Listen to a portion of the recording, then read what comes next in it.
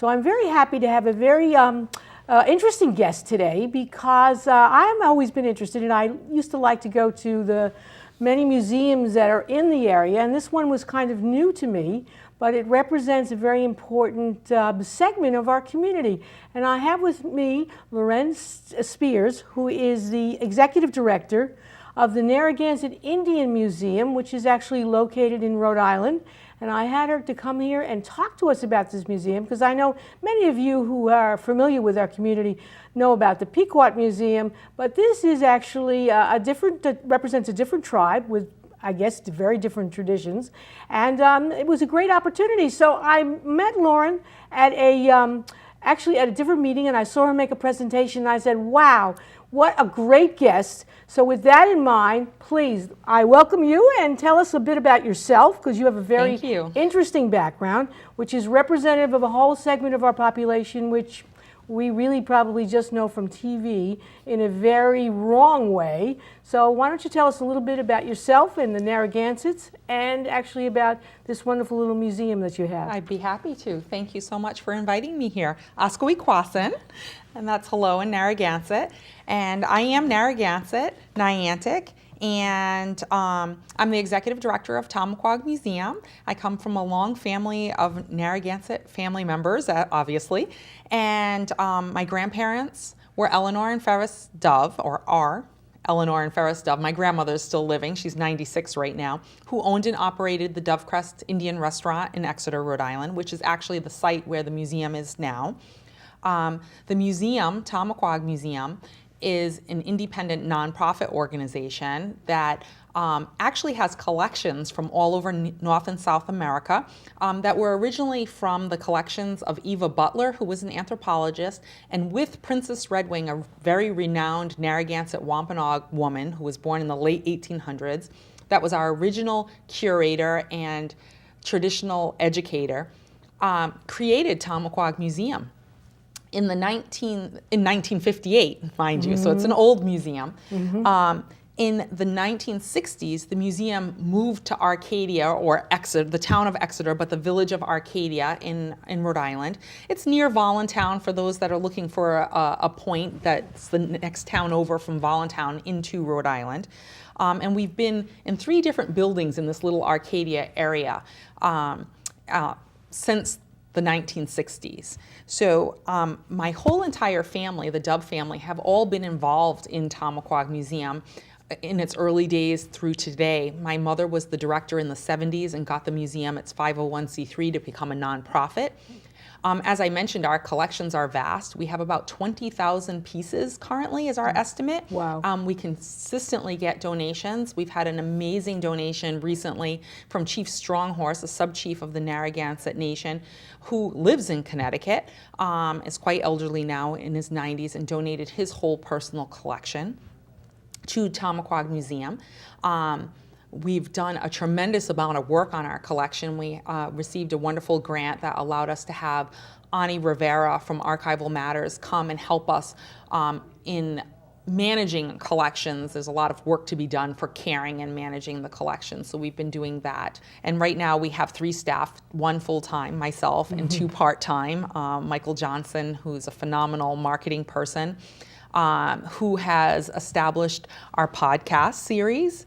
It's called Indigenous Art Ways. If people check out our website, tomaquagmuseum.org, and go to the podcast link, you can get directions on how to subscribe to our podcast. It's free. We are in our 5th week. It's a weekly video content podcast show on traditional arts, so Indigenous Art Ways is our title. The first 4 episodes, I'm teaching how to make a dream catcher. Okay, let's see a dream catcher. Now, everybody's familiar.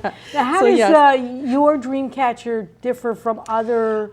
And I know you like to use the term indigenous people. I do because it brings you to the place that they're from, because each individual group, there's over 550 federally recognized tribes across the nation, and each one of us are different. And we're distinctly different based off of the location from where we're from. So the life ways of indigenous people in this area, like the Narragansett, that are eastern, woodland, coastal people, is very different than a relative of mine, my niece-in-law, who's Dene, or what you might know as Navajo, that are desert people. Right. So from your life ways comes your everything about you, what foods you eat, the materials you use for your home and to travel with. So, you know, in our area, a nushquito or a birch bark home, longhouse, versus a hogan of the Navajo, Yes. which is made like from the clay and the soil of the earth. Is different, Right. you know, and you referenced the teepee, someone from the northern plains. Right. Not a lot of tatanka around here, so Yes. we didn't use that, and our resources are different. So the kind of home we made was different. The kind of travel. If you look at a map of what we consider Rhode Island, and maybe even a map of Connecticut, and the river systems that bring you to from the inland points for a winter village to the bay or the coastline for your summer villages, you can see why, you know, our means of travel was really the river systems, and Right. therefore the canoes, the birch bark and dugout canoes, which we have an amazing 2 birch bark canoes lofted in our museum that you can see. One is actually from my family line from the mid-1800s. Oh, okay. Very old canoe with no modern tools, done very old style with the root lacings and things like that. So you asked about the dream catcher. This particular dream catcher is a sample of one similar to what we teach in the class, because we do a Right. group tours.